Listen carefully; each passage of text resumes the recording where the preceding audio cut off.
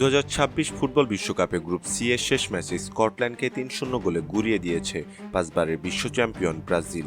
আর এই জয়ে পুরো আলো কেড়ে নিয়েছে রিয়াল মাদ্রিদ তারকা ভিনিসিয়াস জুনিয়র। তার দুর্দান্ত জোড়া গোলের উপর ভর করেই নিশ্চিত হয়েছে ব্রাজিলের গ্রুপ চ্যাম্পিয়ন হওয়া। তবে এই ম্যাচের সবচেয়ে বড় খবর স্কোরের ব্যবধান নয়, বরং ফুটবল প্রেমীদের অপেক্ষার অবসান ঘটিয়ে দীর্ঘ চোট কাটিয়ে ব্রাজিলের জার্সিতে নেইমার জুনিয়রের রাজকীয় প্রত্যাবর্তন। মায়ামির গ্যালারিতে আজ শুধুই ছিল হলুদ নীল উৎসব। ম্যাচের শুরু থেকেই দাপট দেখিয়েছে ব্রাজিল। ম্যাচের মাত্র 7 মিনিটেই স্কটিশ ডিফেন্সকে বোকা বানিয়ে ব্রাজিলের হয়ে প্রথম গোলটি করেন ভিনিসিয়াস জুনিয়র।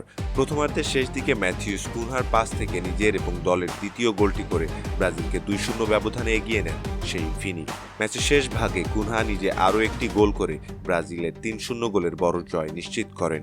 তবে ম্যাচের আসল রোমাঞ্চ তখনও বাকি ছিল। খেলার দ্বিতীয়ার্ধে যখন ব্রাজিল ম্যাচের পুরোপুরি নিয়ন্ত্রণে, তখন সাইড লাইনে ওয়ার্ম আপ শুরু করেন নেইমার। পুরো স্টেডিয়াম তখন নেইমার চিৎকারে কেঁপে ওঠে। দীর্ঘদিন পর জাতীয় দলে ফিরেছেন নেইমার।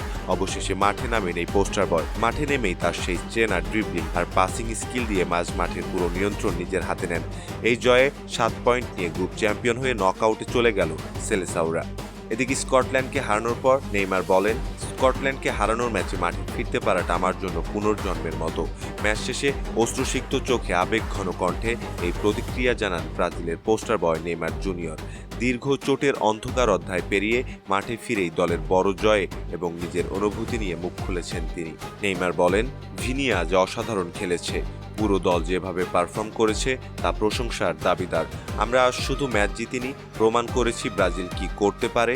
নকআউট পর্বের আগে এই জয় আমাদের আত্মবিশ্বাস অনেক বাড়িয়ে দিয়েছে। আমাদের মূল লক্ষ্য 2026 বিশ্বকাপ জয় করা, আর আমরা সেই পথে আছি। সম্মানিত দর্শক, এই ছিল আমাদের হাতে থাকা সর্বশেষ ফুটবল আপডেট।